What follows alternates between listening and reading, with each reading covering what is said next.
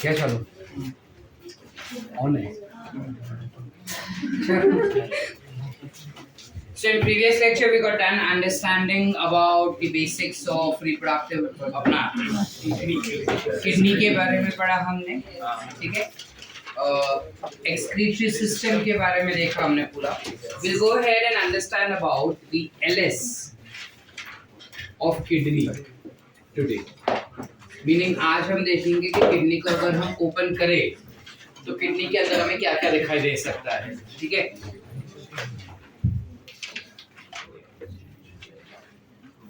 Something like this your kidney will look like, because it's a bean shaped structure, right? Now ये bean shaped structure के ऊपर बाहर के side पे over here you will have a covering that will be seen. Now since it is a retroperitoneal kidney you will have a peritoneal layer सबसे बाहर के side पे, ठीक है, towards this side only, but then opposite side पे नहीं रहेगा, ठीक है। और वो 3 लेयर में बटा होगा. Apart from peritoneum layer there are 3 protective coverings that you see on this kidney. The outermost protective covering that you have, सबसे बाहर वाला जो protective covering रहेगा उसको we call it as renal fascia. We call it as renal fascia. ये जो renal fascia होता है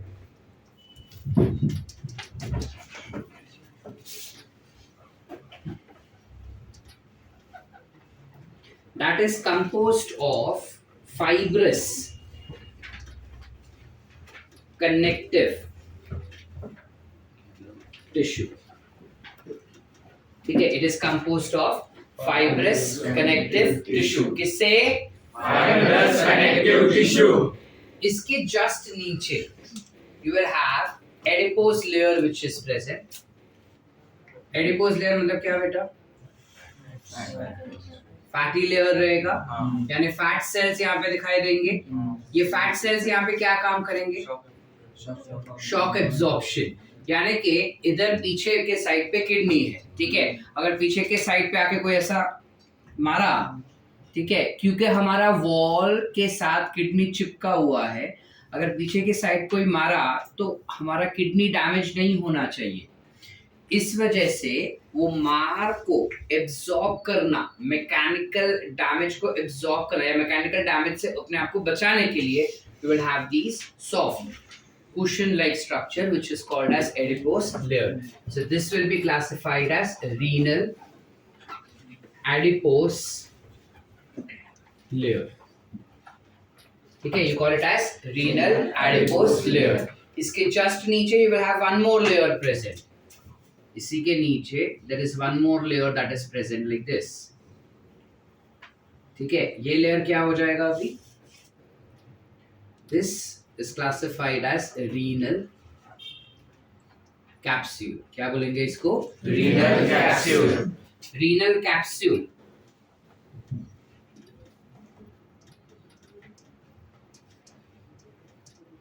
is also composed of fibrous connective tissue.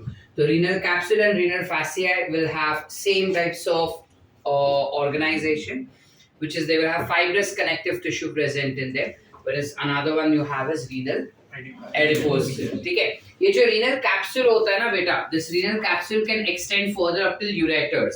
यानी यहाँ से ureters बाहर निकलेंगे कुछ ऐसे, बराबर. तो जो ये renal capsule है वो कुछ ऐसे यहाँ पर भी कवरिंग दिखाएंगे उनके आउटर मोस्ट लेयर. आगे क्लियर बेटा? चले आगे. अब renal capsule is in tight association. ये मैंने हवा में दिखाया बट एक्चुअली ये इसको अटैच्ड होता है, ठीक है. It is attached to the outer most region of your kidneys. अब जब मैं किडनी को यूं करके मैंने ऐसे कट कर दिया, अब कट करके ऐसे मैंने ओपन किया, तो अंदर से जब हम देखेंगे ना बेटा तो इसमें अपने को 2 लेयर दिखाई देते हैं. यू सी 2 लेयर्स इनसाइड, कुछ ऐसे 2 रीजन्स दिखाई देते हैं. जो आउटर मोस्ट रीजन अपने को दिख रहा है that is called as cortex. Outer most region is called as cortex. और जो अंदर वाला रीजन रहेगा उससे हम कहेंगे मेड्यूला। क्या कहेंगे? मेडुला। ये जो मेड्यूला रहता है ना वो कुछ ऐसे ट्रायंगुलर शेप में रहेगा, ऐसा। They're present in triangular shape like this.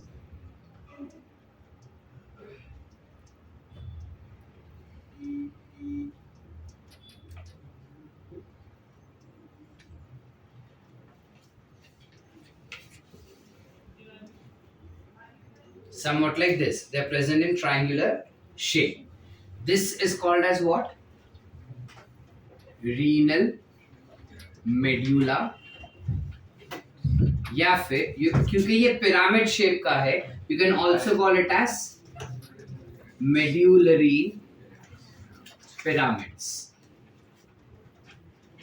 ठीक है, पिरामिड शेप का होने की वजह से we can also call it as medullary pyramids. ठीक है, एक चीज दिमाग में गांठ बांध के रखो कि बायोलॉजी में कभी भी जब हम सेक्शंस का बात करते हैं ना, outer section and inner section, outer section will always be called as cortex and inner is always called as medulla.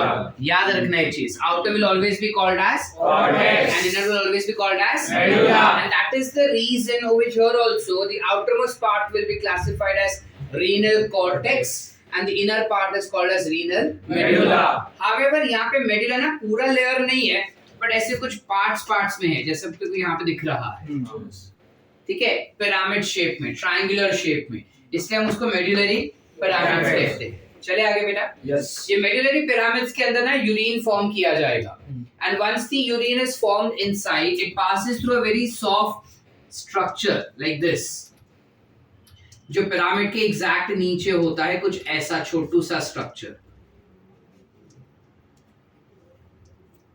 ठीक है, ये काफी ऐसा सॉफ्ट होता है, मऊ वस्तु है, खूब सॉफ्ट। इस रीजन को, ये वाले स्ट्रक्चर को, this particular structure is called as renal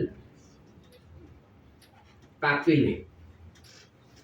We call it as renal Papillae. papillae नहीं बोलना, this is renal Papillae. अब क्लियर बेटा? Yes. renal papillae आगे extend होता है और extend होके tubular structure बना के देगा अपने को। It forms a tubular structure like this.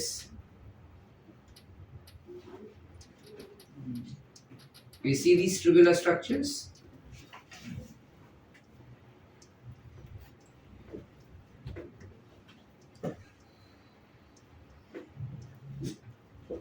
It forms some tubular structure like this.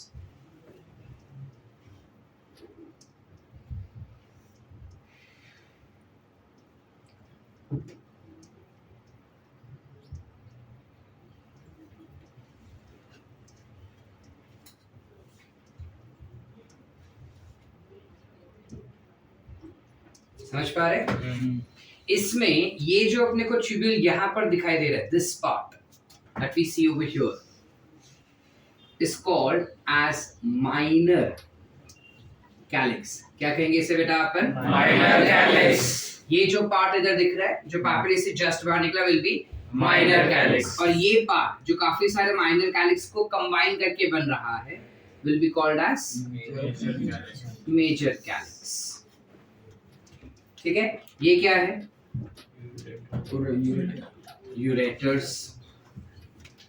ठीक है, इसके अलावा मेजर कैलिक्स जो है वो ओपन हो जाएगा एक पर्टिकुलर स्ट्रक्चर में जो यहाँ पे दिखाई दे रहा है। This structure will be called as renal pelvis. काय म्हणतात? Renal pelvis. काय म्हणतात? Renal pelvis. इसे हम कहेंगे रीनल पेल्विस। रीनल पेल्विस में युरिन जो है वो एकत्र केलं जाणार आणि त्यानंतर ते युरिन पुढे जाणार into something called as ureters. However urine बनने के लिए पहले ब्लड तो आना चाहिए ना भाई, बिना ब्लड के यूरिन कैसे बनेगा? सो ब्लड भी अंदर आएगा इस रीजन से, so you have blood that will enter, blood will enter through renal artery. तो ये हो गया रीनल आर्टरी, वहां से ब्लड अंदर आ रहा है बेटा, ब्लड अंदर आके टुक हो गया, यूरिन बन गया। अब यूरिन बनने के बाद जो अनवांटेड ब्लड है वो वापस वेन्स के अंदर जाएगा ना, हार्ट के पास. This will go out again. So blood is going out from here, which is renal. Veins. आसान बेटा. Yes. Any doubts up till here? No. Concept clear? Yes. फिर से एक बार. क्या हुआ? किडनी जो था वो कुछ बीन शेप का था बेटा. बीन शेप की किडनी के बाहर 3 प्रोटेक्टिव कवरिंग लेयर दिखता है. ये पूरा ऐसा रहेगा, ऐसे पूरा रहेगा. ये मैंने खाली इतना ही दिखाया है. सबसे बाहर वाले प्रोटेक्टिव लेयर का नाम हो जाएगा रीनल फैसिया, फिर एडिपोज लेयर और फिर रीनल कैप्सूल. रीनल फैसिया और रीनल कैप्सूल दोनों सेम चीज से बना, which is fibrous connective tissue. Fibrous connective Tissue. Fibrous connective tissue के साथ ही attached you have the kidneys which are present. However, fibrous connective tissue which is renal capsule extends up till ureters also. Ureters के बाहर वाले wall पे भी अपने को यही renal capsule दिखाई देगा. ठीक है, connective tissue दिखाई देता है. इसके अलावा जब किडनी का बात करते हैं, अंदर से अगर देखेंगे तो किडनी 2 सेक्शन में बटा हुआ है. सबसे बाहर वाला सेक्शन इज कॉर्टेक्स, अंदर वाला सेक्शन इज मेडुला. लेकिन जो मेडुला होता है ना वो ट्रायंगुलर शेप में है, पूरा लेयर नहीं बनता. जनरली अगर बायोलॉजी में कोई स्ट्रक्चर रहता है ना बेटा, तो हमेशा वो 2 स्ट्रक्चर ऐसे बटे हुए होते थे, ऐसा. So this could be classified as cortex and this could be classified as medulla. But यहाँ पे वो चीज नहीं हो रहा है. यहाँ पे अंदर वाला जो स्ट्रक्चर है ना वो पिट्स एंड पार्ट्स में है, मतलब वो ट्रायंगुलर शेप में कुछ ऐसा, जिसकी वजह से भी classified to be as medullary pyramids या फिर रीनल मेडुला. आवे क्लियर बेटा? Any doubts? ये रीनल मेडुला जो होता है उसके अंदर अपने को बहुत सारे नेफ्रॉन्स दिखते हैं, और बहुत सारे नेफ्रॉन्स होने की वजह से ना वो ऐसे कुछ लाइन जैसा दिखता है. इसमें ऐसा कुछ ऐसे रहते हैं. जब किडनी हम लाएंगे अगर और डाइसेक्ट करेंगे तो ये चीज दिखाई देगा, जैसे लाइंस होते हैं. आवे क्लियर बेटा? Yes. ना इफ यू नोटिस करेक्टली, ध्यान से अगर नोटिस करोगे ना, तो जो कॉर्टेक्स रीजन है दिख रहा है वो मेडुला के अंदर भी जा रहा है. Can you see cortex is going inside the medulla region. Yes. तो ये वाला जो अंदर मेडुला के अंदर जा रहा है कॉर्टेक्स वाला रीजन, ये वाला, इस रीजन की वजह से कॉलम्स बन रहे हैं. देखो है ना, इन कॉलम्स को, ये जो कॉर्टेक्स इधर है, ये कॉर्टेक्स जो इधर दिख रहा है, इन कॉलम्स को you call it as renal column, you call it as renal column. और ये रीनल कॉलम जो है वो सबसे पहले डिस्कवर किया था एक साइंटिस्ट जिसका नाम है बर्टिनी. तो इसका क्या नाम हो जाएगा? You call it as column of Bertini. Bertini भाई साहब के कॉलम. ठीक है बेटा? हाँ. समझ पा रहे? Yes. कोनो डाउट? आसान? बस इतना ही है. LSF किट में इतना ही याद रखना है अपने को. काफी सारे और भी इंफॉर्मेशन है, बट हमारे लेवल के लिए इतना इंफॉर्मेशन काफी है. अगर हमको कॉलेज एग्जाम्स में ये चैप्टर हुआ तो कॉलेज एग्जाम्स के दौरान सिर्फ इतना करने के लिए हमें 4 मार्क्स दिया जाएगा. You have to draw the diagram, label the diagram and explain what it is. बस उतना करने के लिए 4 मार्क्स. डायग्राम ड्रॉ करने का 1.5, बाकी कचरा लिखने का 2.5. ठीक है? शर्मा क्या है, लड़की दिखना है क्या तू? क्लियर है यहाँ तक बेटा? एवरीवन? अब हम ना काफी क्यूरियस होते हैं हमेशा नेफ्रॉन को लेके. ठीक है, अच्छा पहले नेफ्रॉन के पहले चलो ठीक है, छोड़ वो बाद में अपन नेक्स्ट उसमें देखेंगे. हम हमेशा ना काफी ज्यादा क्यूरियस होते हैं कि सर नेफ्रॉन किधर है इसमें, हमको तो दिखे ही नहीं. नेफ्रॉन्स एक्चुअली नेकेड आई से नहीं दिखते, माइक्रोस्कोपिक होते हैं, काफी पतले होते हैं, तो you can not see it by naked eyes. Naked eye समझता है? अगर ये ऐसा पिरामिड है तो नेफ्रॉन जो होता है वो कुछ ऐसे दिखाई देगा, ऐसे होता है. यानी आधा नेफ्रॉन कॉर्टेक्स में होगा, आधा नेफ्रॉन मेडुला में होता है. पूरा मेडुला के अंदर नहीं होगा, पूरा कॉर्टेक्स में नहीं. Half cortex, half cortex, half medulla. ठीक है, let's try and see the structure of nephrons. ये क्लियर है? वंस मोर और अंडरस्टूड? नक्की? Yes. आओ आओ दक्ष बाबू, डॉक्टर दक्ष. चल, जब हम नेफ्रॉन के स्ट्रक्चर का बात करें तो that structure will appear somewhat like this initially.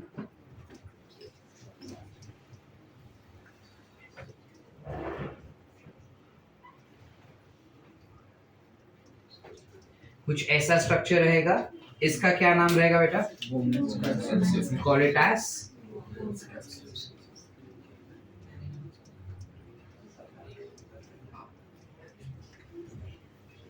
Bowman's capsule. ठीक है, ऐसे लिख देता ना।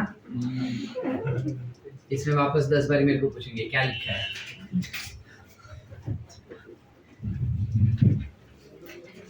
Call it as Bowman's capsule.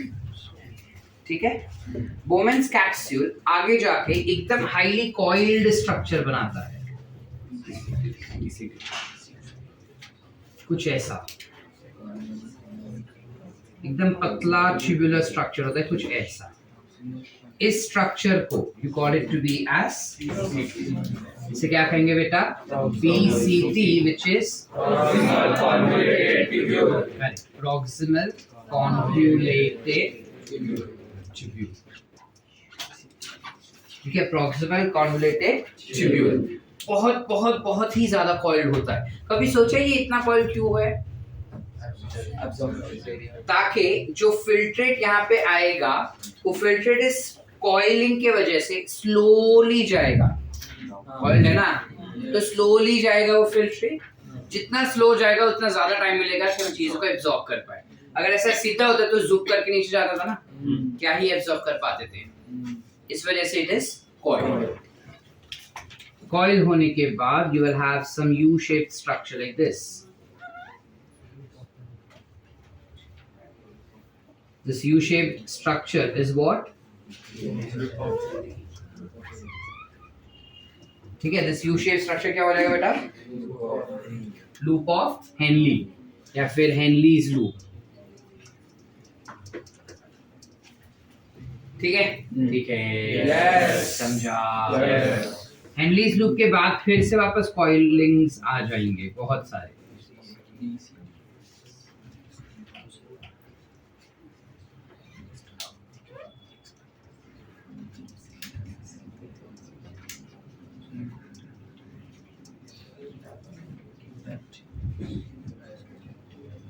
कुछ ऐसा structure, correct?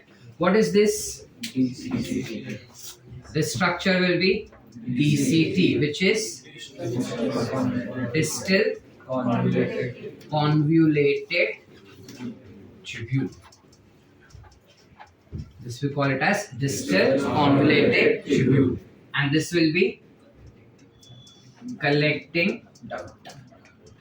duct. You got us collecting duct. Are we clear up till here? Yes. Any doubts so far? अब इसमें सिनेरियो क्या होता है? ये यूरिन तब बना पाएगा जब इसमें ब्लड आएगा, और ब्लड तब आएगा जब ब्लड वेसल्स आ पाएंगे। तो रीनल आर्टरी तो आ गया, ये रीनल आर्टरी आते ही इट विल गेट ब्रांच्ड। तो जब आर्टरीज ब्रांच्ड होता है तो क्या बनता है? सीधा आर्टीरियोल। एट्रियोल क्या होता है?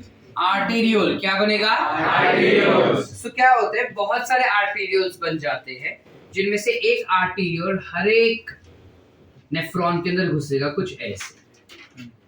तो जो आर्टीरियोल नेफ्रॉन के अंदर घुस रहा है, ब्लड लेके आता है, उस आर्टीरियोल को you call it as efferent arteriole. क्या बोलेंगे बेटा? Efferent arteriole.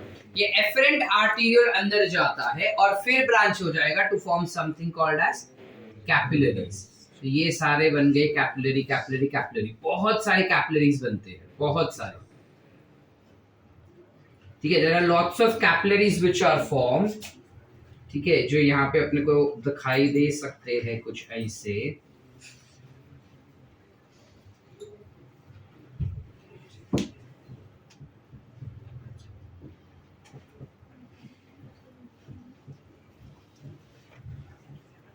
Capillaries are form. ठीक है, ये कैपिलरीज जो फॉर्म होते हैं वो फिर से कंबाइन होके वापस से आर्टीरियोल ही बन जाता है। It again forms arteriole and brings out the blood. Now question is, हम जब सर्कुलेशन चैप्टर पढ़ रहे थे तब हमने क्या बोला था कि जो आर्टरीज होता है वो आर्टीरियल्स बनेगा, आर्टीरियल्स कैपिलरीज बनता है, कैपिलरीज फ्यूज होके वेन्यूल्स, वेन्यूल्स फ्यूज होके वेन्स। तो आर्टरी फ्री होके आर्टरी जो ब्रांच होके आर्टीरियल बना, आर्टीरियल ब्रांच होके कैपिलरी बना, कैपिलरी फ्यूज होके फिर आर्टीरियल बन रहा है। ऐसा क्यों भाई?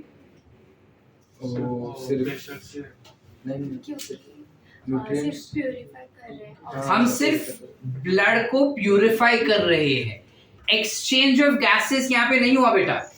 समझ पा रहे हैं? ये जो कैपिलरीज है वो इनके पास से, इनके सेल्स के पास से ऑक्सीजन का एक्सचेंज नहीं करवा रहा, वो सिर्फ फ्लूइड भेज रहा है। करता है मतलब अगर ये पर्टिकुलर ऐसा कपड़ा हुआ, ठीक है, एक्सचेंज करने के लिए आरबीसीज चाहिए, आरबीसीज बाहर आने चाहिए थे, आरबीसीज बाहर आते ही नहीं। ये ऐसा ब्लड है, ठीक है, और इसके अंदर मैंने पूरा ब्लड डाल दिया। ये ब्लड नहीं है, ये ट्यूब्यूल है, ये ट्यूब्यूल है। ट्यूब्यूल के अंदर ब्लड डाला और मैंने ऐसे एकदम स्क्वीज कर दिया, ठीक है। अब मैं क्या कर रहा हूँ कि ब्लड ऐसा जुक करके जा रहा है, समझ पा रहे हैं? ब्लड अंदर आया, फिल्टर हुआ और बाहर भी निकल रहा है, फटफट जा रहा है ये। सो इतने प्रेशर में अब आने का दरवाजा बहुत बड़ा है, जाने का दरवाजा छोटा है, तो आएंगे भंडार में लेकिन जाएगा चिंटू चिंटू होके, कम कम जाएंगे। समझ पा रहे?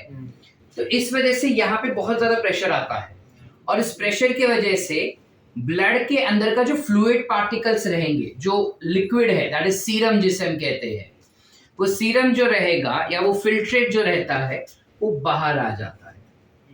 डिड वी अंडरस्टैंड बेटा? That filtrate will come outside. Now question is that how do they come outside sir? कैसे बाहर आ पाएंगे वो?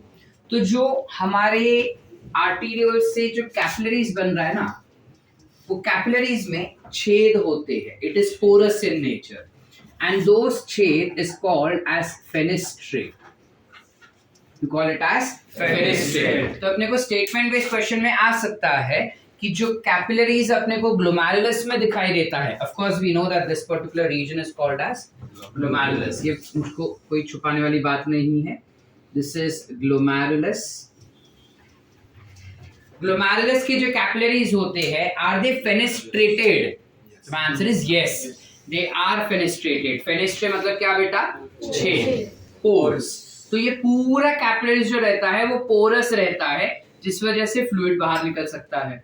ठीक है। अब श्रुति बोलेगी सर छेद है तो फिर सेल्स को बाहर भेज सकते हैं ना, तो क्यों नहीं बाहर जाता? उतना भी बड़ा छेद नहीं है कि सेल्स बाहर निकल पाए।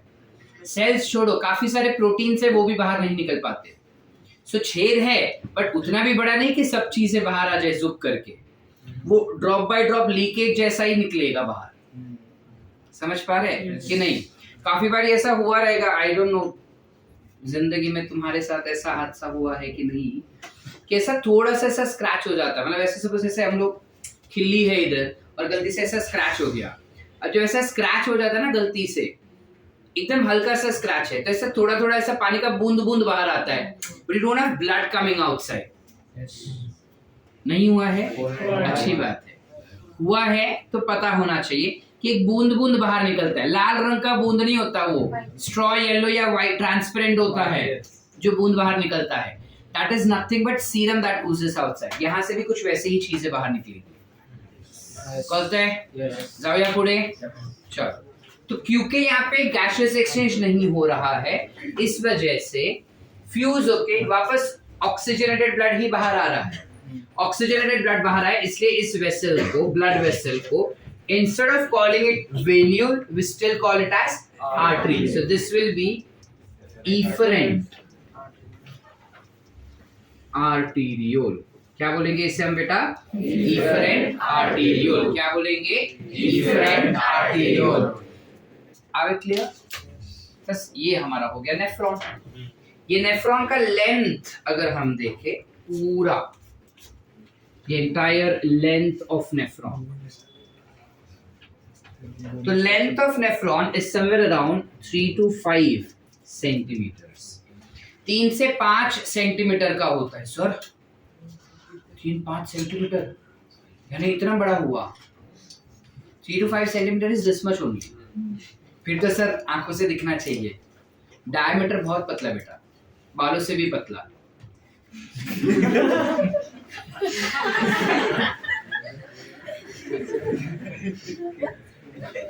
कितना बड़ा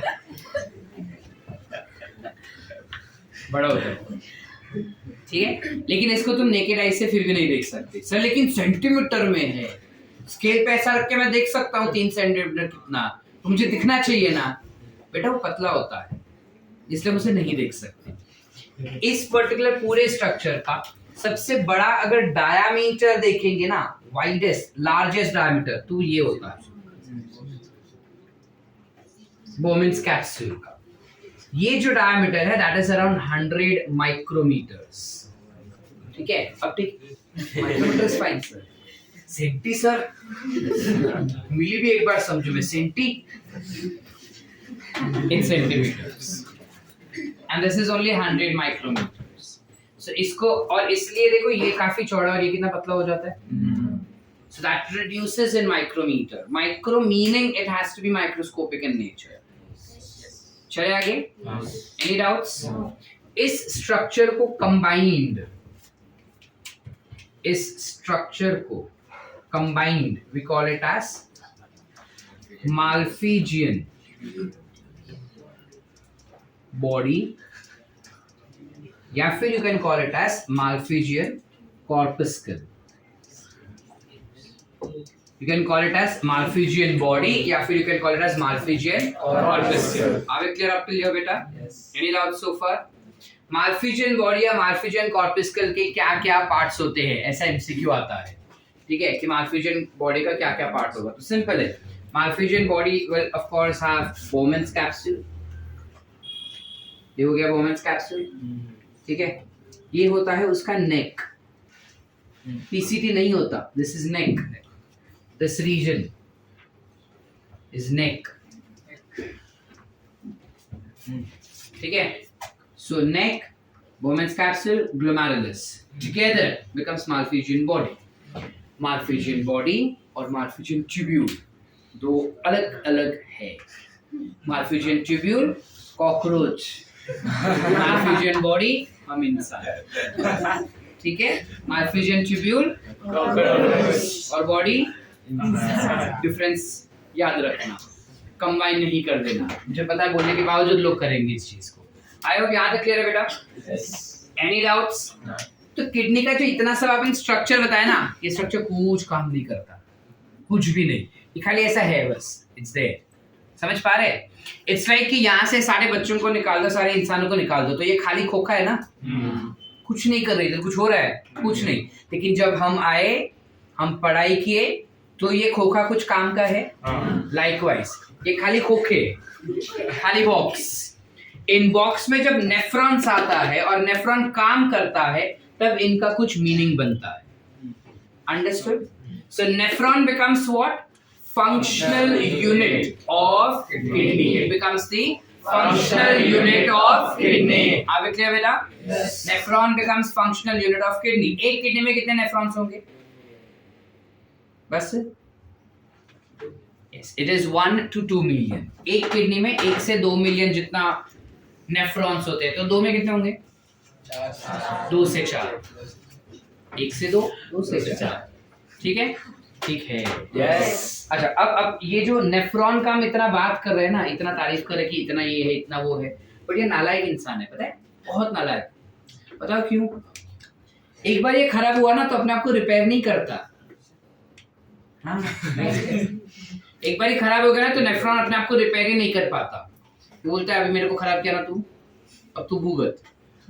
इसलिए दारू नहीं पीने का अमय। समझ रहे अपन? दारू पीने से लिवर तो खराब होता ही है, किडनी पे बेचारे पे बहुत ज्यादा प्रेशर आता है और वो हैंडल नहीं कर पाता, तो ताड़ करके उसके सेल्स टूटने शुरू हो जाते हैं, तो वो नॉन फंक्शनल हो जाता है। Once the nephrons are non-functional, एक बार ये नेफ्रॉन्स खराब हो गए ना, तो वो गए। सर 1 मिलियन है, एक गया क्या फर्क? बेटा बहुत सारे फट फिर खराब हो सकते हैं, है ना? और एक बार ये सारे खराब हो गए तो किडनी सर दूसरा किडनी है ना,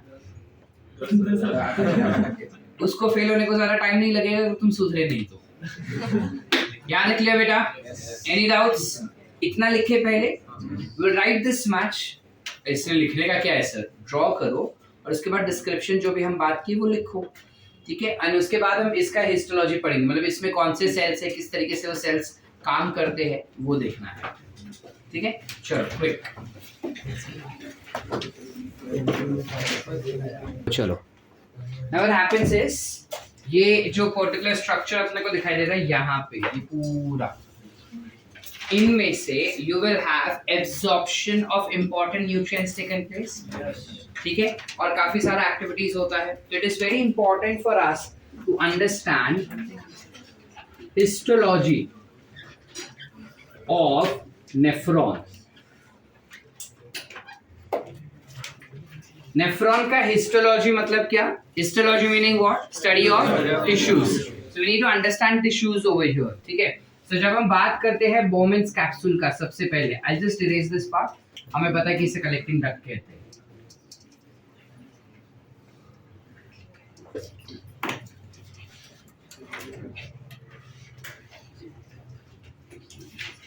ये हो गया बोमेन्स कैप्सूल, कुछ ऐसा,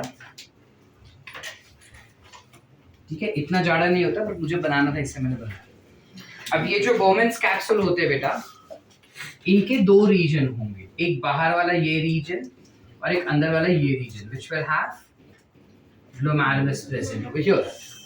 So this particular region that we see where glomerulus is present is called as visceral region. क्या बोलेंगे इसे हम? Visceral region. या visceral part of Bowman's capsule. जबकि पीछे वाला जो रहेगा that will be called as parietal region या फिर parietal part of Bowman's capsule. Are we clear? Yes or no? Yes. ये विसरल और पैराइटल काफी सारी बार तुमको बायोलॉजी में यूज होगा, याद रखना। विसरल हमेशा वो होता है जो इंपॉर्टेंट ऑर्गन्स की तरफ दिखाई देगा, that will be classified as visceral part या विसरल रीजन। और पैराइटल वो होता है जो उससे दूर होता है, जिसका ज्यादा कुछ काम नहीं होता, तो उसे कहें कि पैराइटल। जो विसरल पार्ट होता है बोमेन्स कैप्सूल का, उस पार्ट में you will have squamous epithelial tissue, कुछ ऐसे। वही squamous epithelial tissue will be seen at parietal regions also. You have squamous epithelial tissue which is found at parietal regions also. Can you see the difference? Parietal region में मैंने flat बनाए, देख पा रहे हैं हम?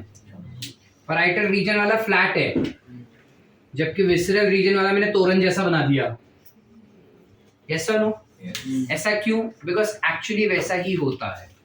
ये वाला जो स्क्वामस एपिथेलियम है दैट इज सिंपल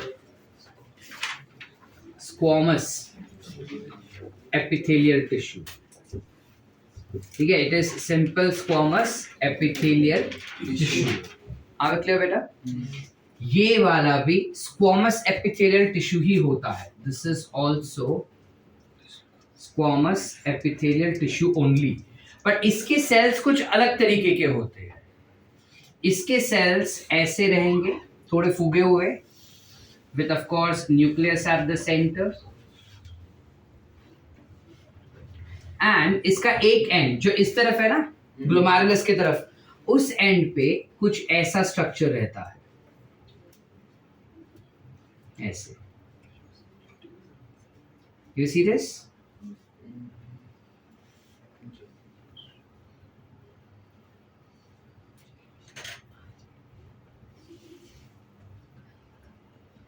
कुछ ऐसा। ये उसके पैर जैसा होता है जो अंदर घुसेड़ रहा है ग्लोमेरुलस के तरफ। ग्लोमेरुलस के तरफ बोला, ग्लोमेरुलस के अंदर नहीं, ग्लोमेरुलस के तरफ। फॉर एब्जॉर्प्शन ये चीज होता है। समझ पा रहे हैं कि नहीं समझे? क्योंकि इसका स्ट्रक्चर ऐसा होता है, इसलिए you call it to be as podocyte.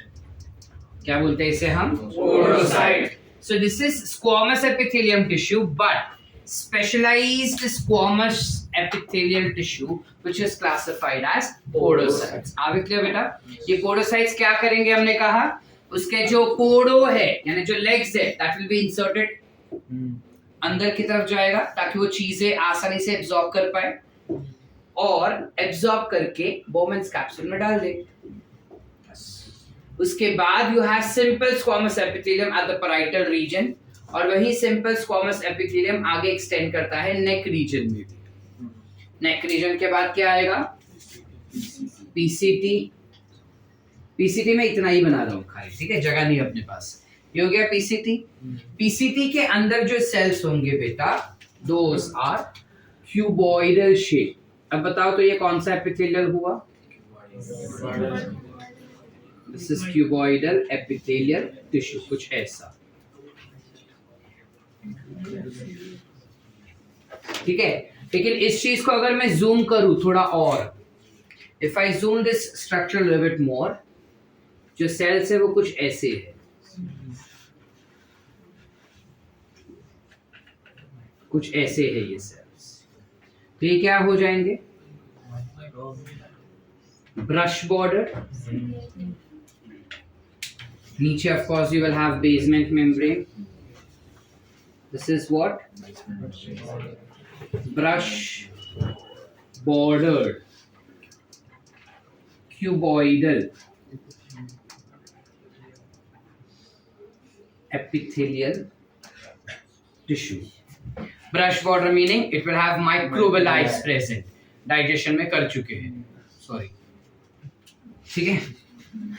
You have brush border microvilli, which is क्यों microvilli होंगे यहाँ पे बेटा? Absorption. उसे absorption करना है ना, तो यहाँ पे अपने को microvilli दिखाई देंगे कुछ ऐसे, ताकि ज्यादा से ज्यादा चीजें एब्जॉर्ब हो जाए।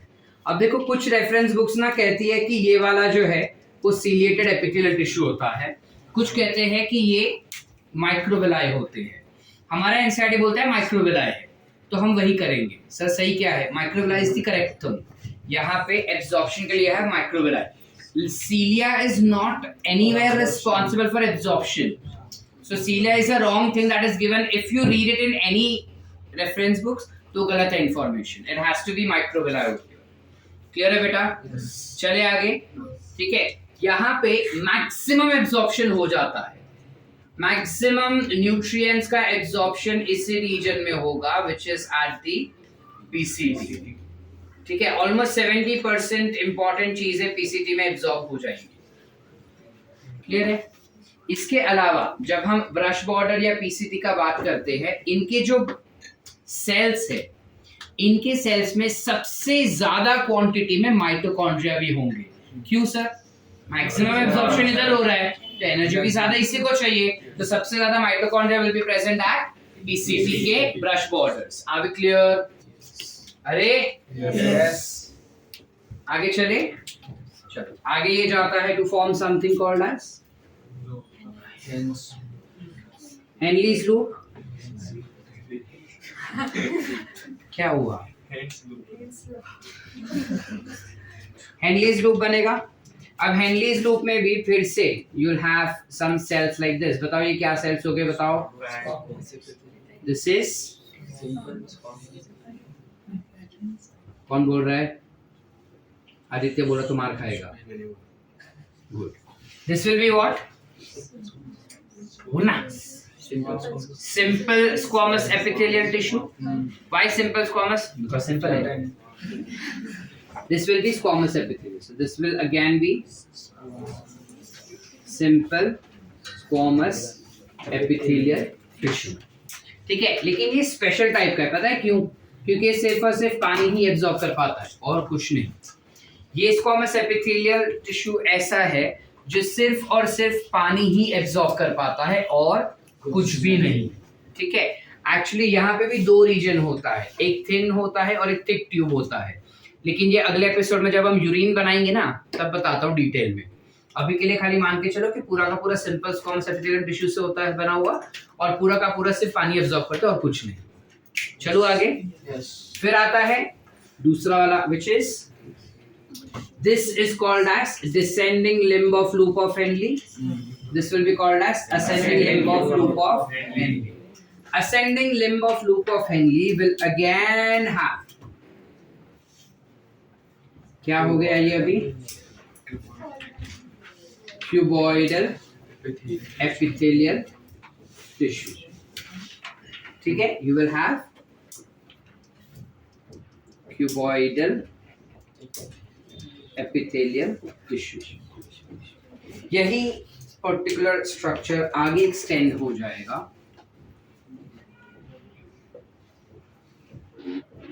To form DCT. अब DCT के अंदर again you will have that same structure which is what